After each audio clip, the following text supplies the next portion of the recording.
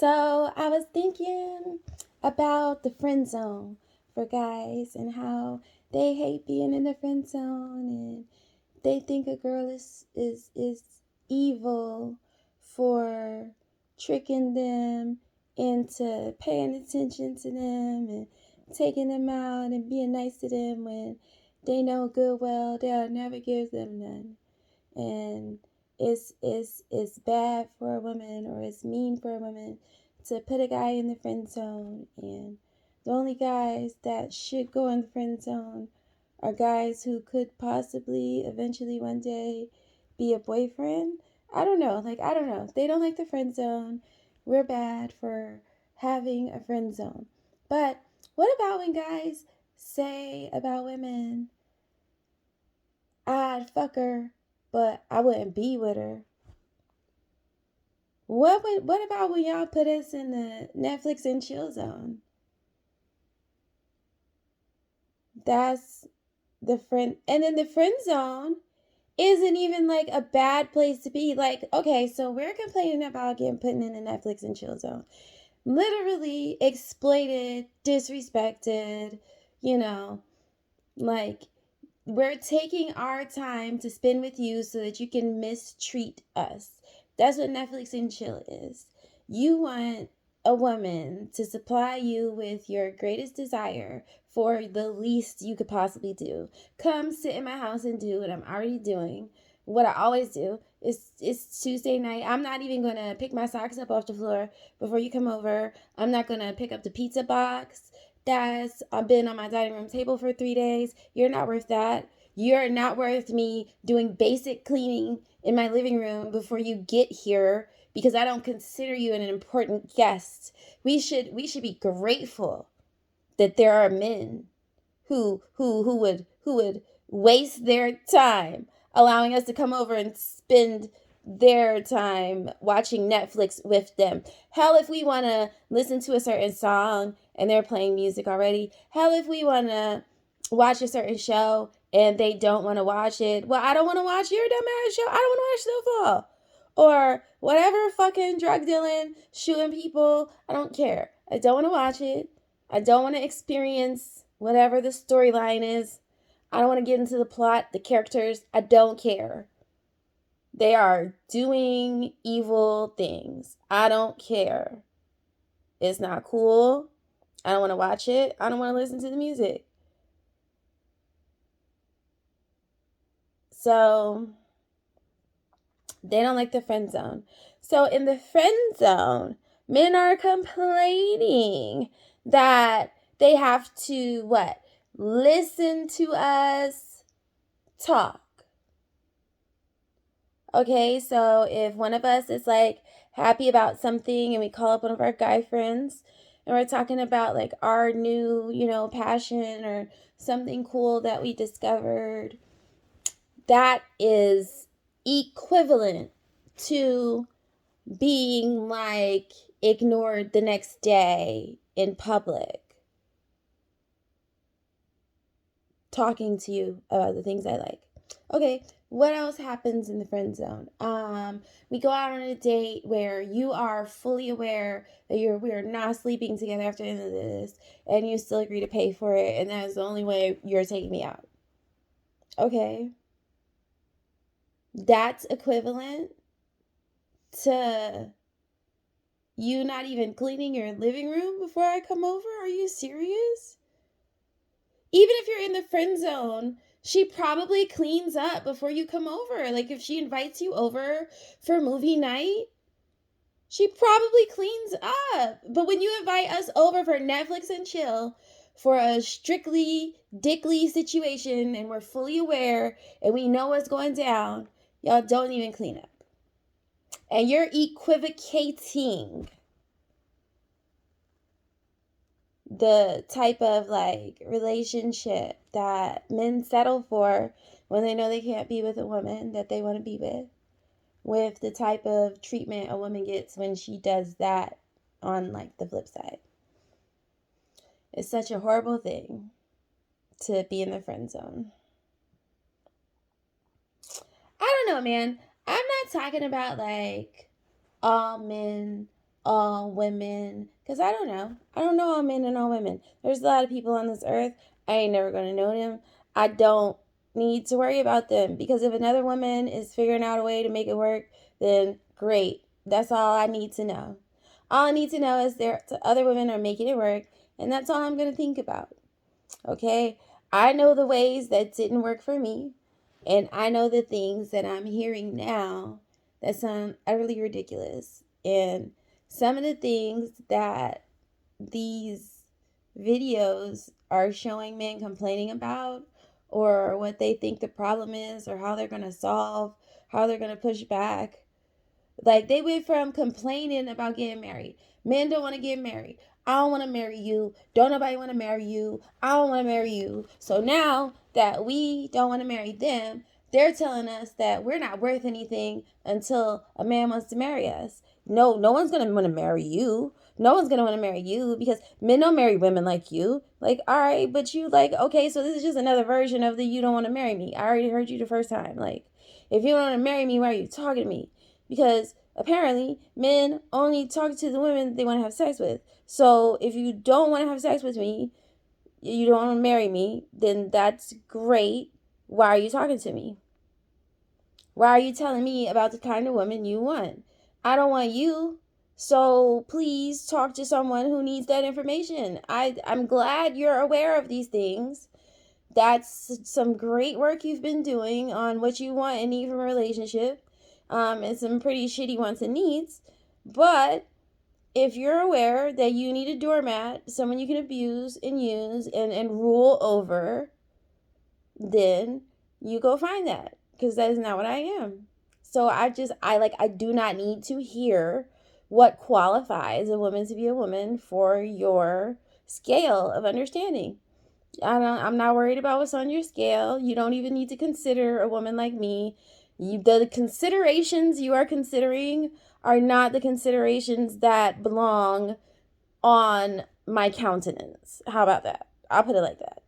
If that's what you're on, then you just need to go and look at something else while you think about that, because you can't even look at me and start talking like that. Like, I remember I used to get so mad.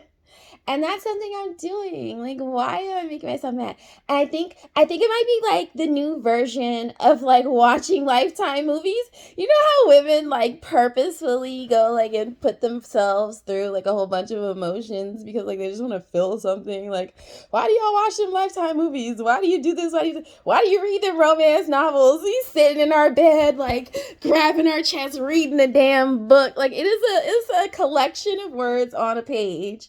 They're right, nothing, there's no emotion, but ooh, girl, you just like turning the page, like, oh my God, are you just going through it, right? So I think it might be like a version of that. And like, I've kind of like stalled on like how angry I can get. So I like provoke my anger whenever I'm like bored. Like, maybe that's what it is. So maybe I should just like move on and explore other emotions.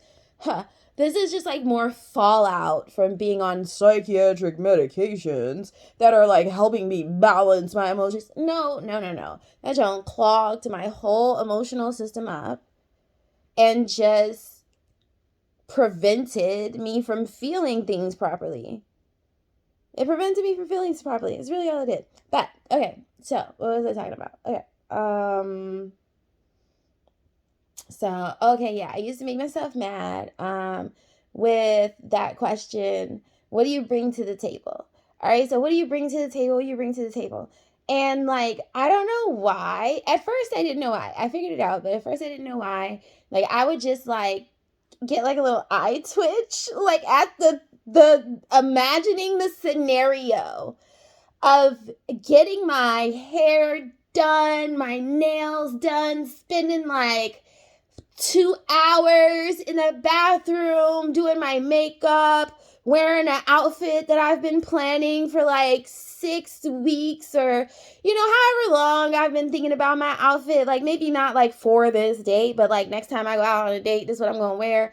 Like, okay, this isn't your outfit that I planned. Please understand, you, sir, are not the occasion. It's me being able to go out and enjoy myself and wanting to look my best regardless of where I'm at, who I'm with, whatever. But whatever. I put a lot of work into appearing the way I'm appearing today.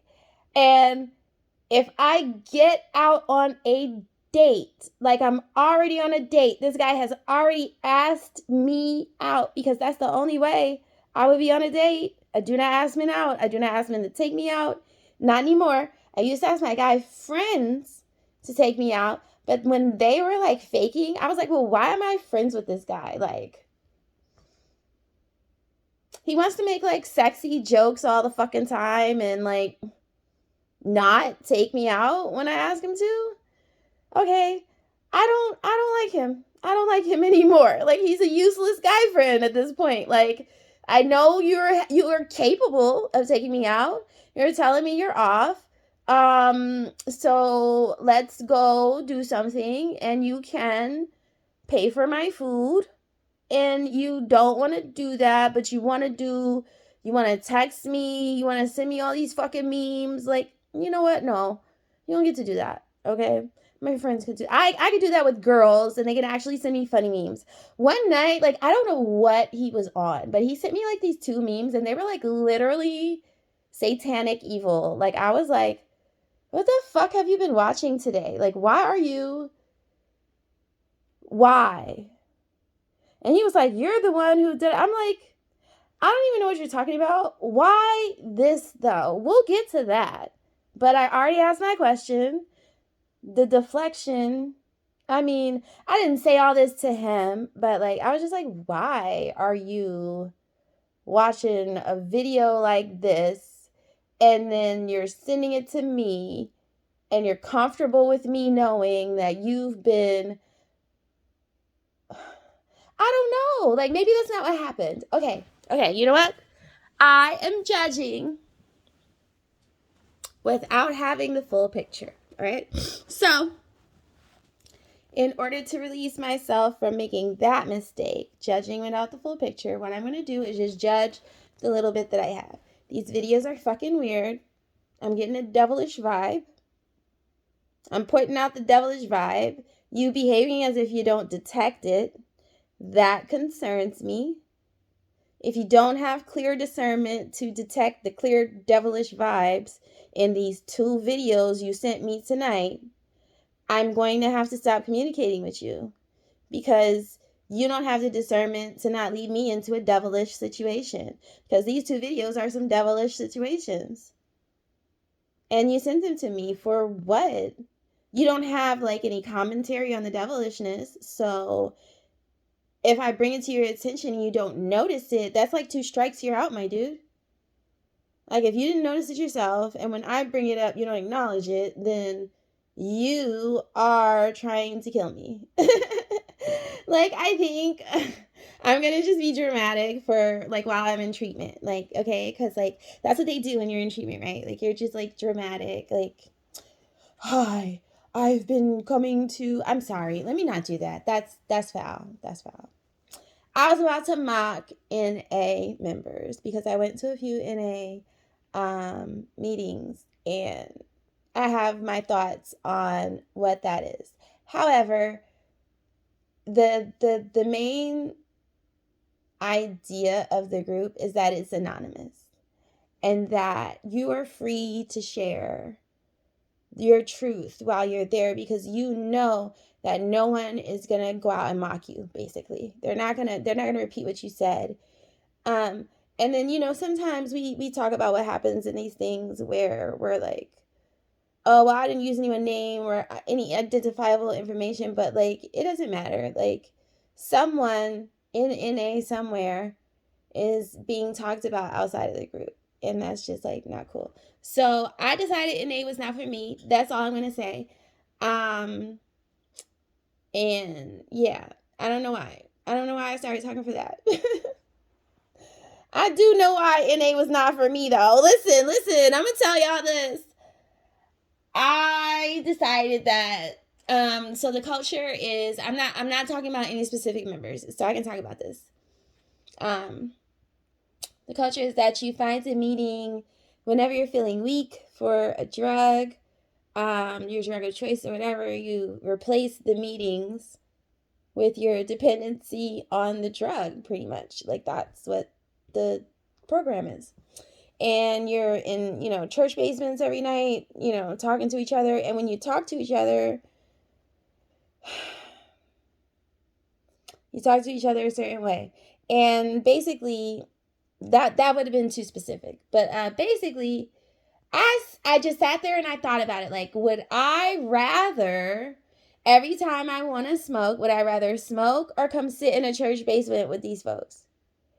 I would rather smoke. So I am not doing this. I'm not going to pretend like I'm not smoking and come do this. Like, I just don't want to sit in church basements with anyone. I don't care why we're there. With the piano, with like somebody's coat thrown over it. Like, I'm sorry. Maybe if y'all were doing this like at the Hilton, like, I don't know, with like sparkling water and teaching me how to be in the Hilton without champagne, like that's what I need. I need practice. We need to practice the hard shit. Don't practice the easy shit. It's easy to not do anything fun or enjoyable or luxurious in the basement. And I'm not saying like doing drugs is fun and luxuriable. I mean, but sometimes, like when you get your good green, like you got your tax return and you got that shit that they've been talking about on that one show, like whatever, and you like smoking it because you got a room, like tax time when you like fake ball, that shit feels good. Now maybe you use, substances and things that are destructive to get a good feeling, and we could talk about that another day. But the fact of the matter remains, being in like a luxurious environment with a little bit of, perception altering substance and, a smile on your face, a reason to be happy, the people you like being around, when all that comes together, you perceive yourself as having a good time. So, if we're gonna like have meeting after meeting after meeting after meeting, shouldn't we like every now and then like practice the hard stuff like together with each other's support? Like, it's not hard. I don't know. Like, if they want to have like alcoholics meetings, they need to do it like at the bar. I'm serious. And I don't think that's stupid. I don't think that's ridiculous, because if you figure out how to not, like, because people go home from these meetings and then they go to the bar and drink. So if you're just going to have a drink anyway, go get a drink and come sit at the table with the alcohol treatment. And then maybe you only buy one drink that day because you sitting there feeling so stupid for having a drink at your stop drinking meeting that you barely drink your drink. And then you go home from the bar and you like have a better chance of not going back to a bar and doing this dumb shit again, because you just did this dumb shit in front of all your friends who don't even treat you or talk to you crazy because they know that you're just going through this hard thing that you're using alcohol to deal with. So they don't even tell you that you're stupid for buying the drink anyway and then going to your stop drinking meeting with a drink, maybe even drink the shit, get drunk at the meeting, have 5 of them, like, do whatever. Like, that's not why we're here. We're not here to make you feel bad because for whatever you're going through, you've decided to use alcohol. So if that's what you want to do during this meeting, go on ahead and do it. We're not going to make you feel bad about anything. We're not even going to talk to you about the alcohol. You know what you're doing with alcohol. We know what you're doing with alcohol. We want you to do it here because we're not going to let you drink yourself to death and go drive your car or anything crazy. Like, okay, when I said have 5 drinks, get drunk, no one at the stop drinking meeting is going to let you crash out, right? Like, those are the people you need to be drinking with, not your drinking buddies. Those aren't your drinking buddies. Your drinking buddies are your AA. I won't even say AA because I've never been to AA. I don't know what that's about. But listen. Yes, I talk about like 18 different things at a time. So that's just, you know what? Just hang on. Hang on for the ride. We're going to go somewhere eventually. So yeah. I was talking about something. I don't know what I was talking about. But yeah. Like, your homies at the meeting, they're not going to let you crash out. And plus, like, I really have tried to find a reason to stop smoking. Like, I really have. But I like smoking trees. I enjoy it. Now, I consider maybe I shouldn't smoke it. Like maybe I should try to, make like a butter or like a drink or something, like a smoothie, I don't know. But I don't I don't know. That's none of your business. Anyway, I don't want to quit smoking. Okay? So, that was the main reason why I didn't want to do it. I didn't want to sit in no church basements for any reason. I don't care if y'all are passing out $1,000,000 every 5 minutes. That's what I got to do to get it. I am not meant to make $1,000,000 that way. I am so serious. I just don't want to be in a church basement. I don't care. I literally do not care why y'all are in there. Okay? And I'm only saying it like, I'm not saying I'm unbothered. Like, I am bothered because I did it a few times. And, like, that's how bothered I am. That I need to let you know that, like, for $1,000,000, I would not do it again. Guaranteed $1,000,000, wouldn't do it again. There's like a very, very big number that I would do it for again because I know, like, it's not the end of the world. But it was bad enough that it would be a very, very, very ridiculous number for someone to pay me to sit in a church basement for 45 minutes. So I really doubt that it would happen. But if anyone wants to see it happen, y'all, there is a number.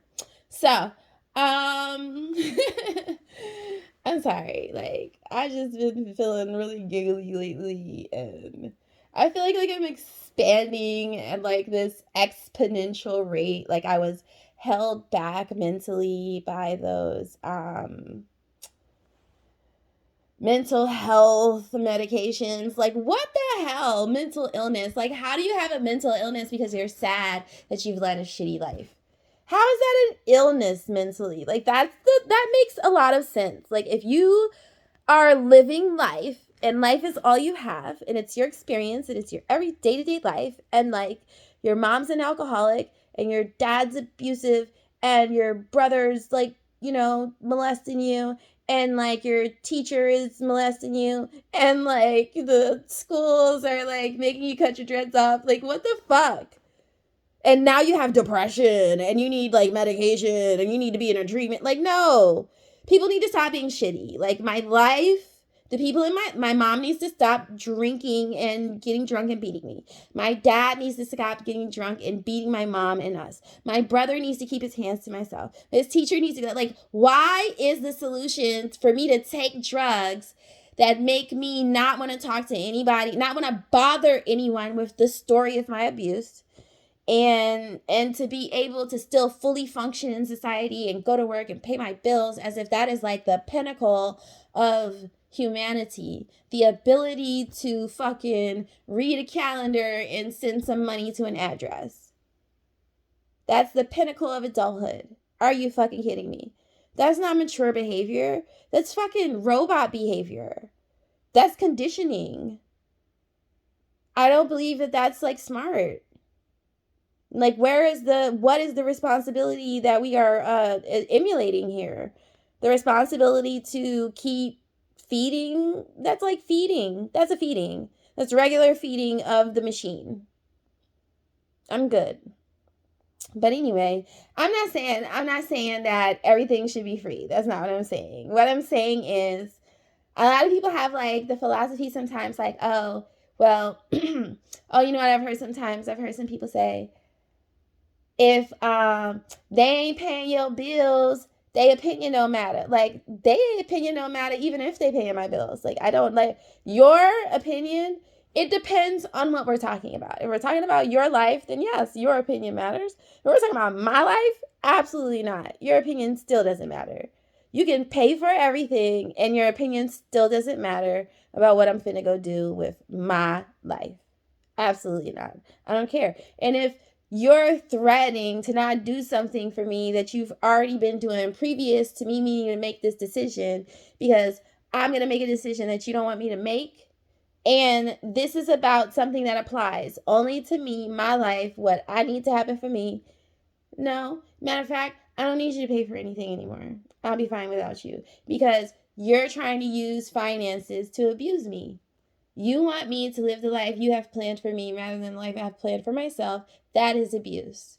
If you are requiring me to perform your preference for my life above my preference for my life, which is a need. I need my life to be the way I prefer. You just want things. You just want me to behave in a way that's preferential for you so that you can continue to exist around me without any growth, without growing, without changing, without requiring more of yourself. You're gonna just like require me to be happy with what you want from me rather than changing what you want from me so that it can line up more than what I want for myself. Come on, man, that's not love. And then if you're like, I never said it was love, like, okay, so well, that's fine, but you can stop providing for me because I don't need anyone who doesn't love me providing for me, because then they're just going to like use the provisions as a control method. And I don't love being controlled with provisions. I love being provided for because I deserve provisions, because I'm different. I'm different. And I'm different in a way, but I'm really not that different. Like, there's really not anyone I've ever met in my real life that enjoys the way that they're living their life right now. This go to work, pay bills, in traffic all day, vacation 2 weeks a year, that you're lying to your boss about why you don't want to go to work today. And y'all got whole routines and recordings and methods, and this what I do, and I don't like, why are we doing this? Like, just don't go. I'll tell you, for I like, because I don't like this job. But why shouldn't we do that? Like, I'm not saying that the employer should tolerate poor work performance. I don't know. I'm going to stop doing that. I'm going to stop saying that I'm not saying what I'm not saying. Like, it's an over-explaining type thing. Like, it comes from being a people pleaser. I'm in recovery for anger and people pleasing. But if you like have a problem with like what somebody wants to do with their own personal agenda for their own personal self, and it's not a problem that they've included you, like, if that's not the problem that you have, like they like have like this personal goal and somehow they've worked you into their plan and you ain't trying to help them, then like, oh well, like, you're abusive, okay? I'm not even gonna like say it nicely. You are abusive. You are trying to force, you think it's appropriate for someone to prioritize your preference for their life over their preference for their life. Now, when you're judging someone and you're saying to them, whose preferences should you consider most high when you consider what you're going to do with your life, yours or someone else's? You're going to say mine, period, point blank. But somehow you're in this, dynamic with this person where this person right here should choose my preference over their own. Fuck the obvious ludicrousness of that statement. In this situation, whatever it is, whoever you are, because of whatever reason, I'm your mother, I'm your father, I'm your daughter, I'm your husband, I'm your priest, I'm the cops, I'm the judge, I don't care. I'm the politician, I'm God. I don't care. It doesn't matter. If you need me to prefer what you prefer, pretend like I prefer what you prefer, and that's the only way you'll accept me, or just flat out not just do what you know I don't prefer, then you want to kill me, because that's like my life. And you don't want me to live my life. You want me to live the life you have for me. That is death. And that is what psychiatric medication is. That's what it was for me. I was dead. I am back from the dead. I'm not a zombie because I'm alive, but I was dead for a very long time. And, Yeah, that's how I feel. That was not me. That was a version of me that could exist using those methods of emotional bypass, but it wasn't really effective, I think, in the way they thought it was going to be, because I was processing emotions. I don't feel like I'm like retarded or anything. Honestly, I just have like the same problems I used to have. Like, I have the exact same problems that they said they were treating.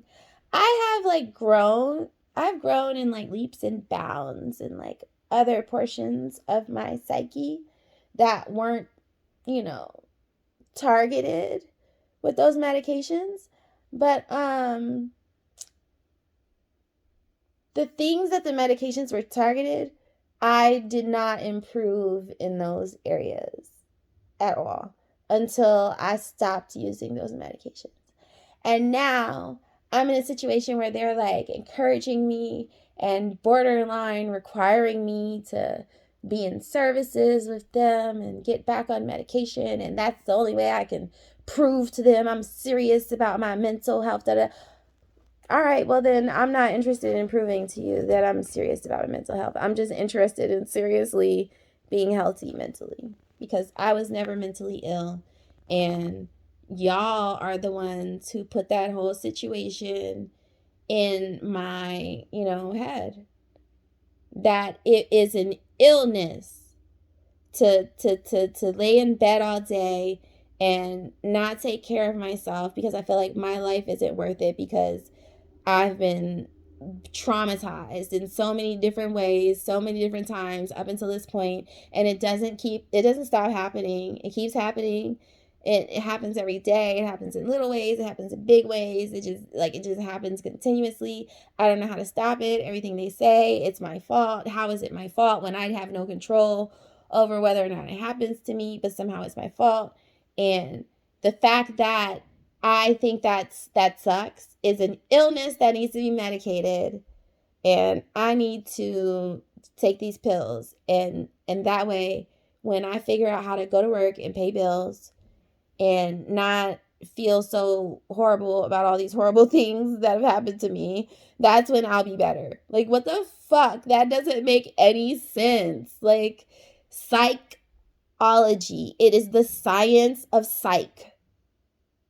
I don't know about you, but when I was a kid, we had this little song: psych your mind 25 times, down your back and up your crack. 8, 8, 8, 8.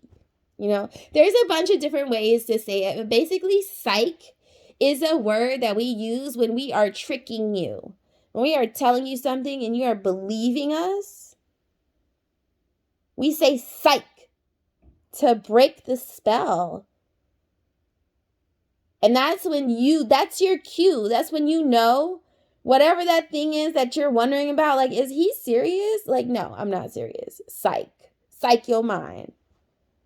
And this shit is called psychology.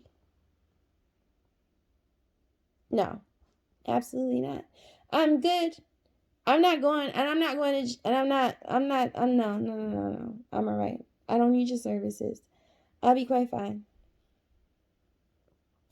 I have my reasons. I have my reasons. Can we know about them? You may. You may. Well, how will we know about them? I'm not sure.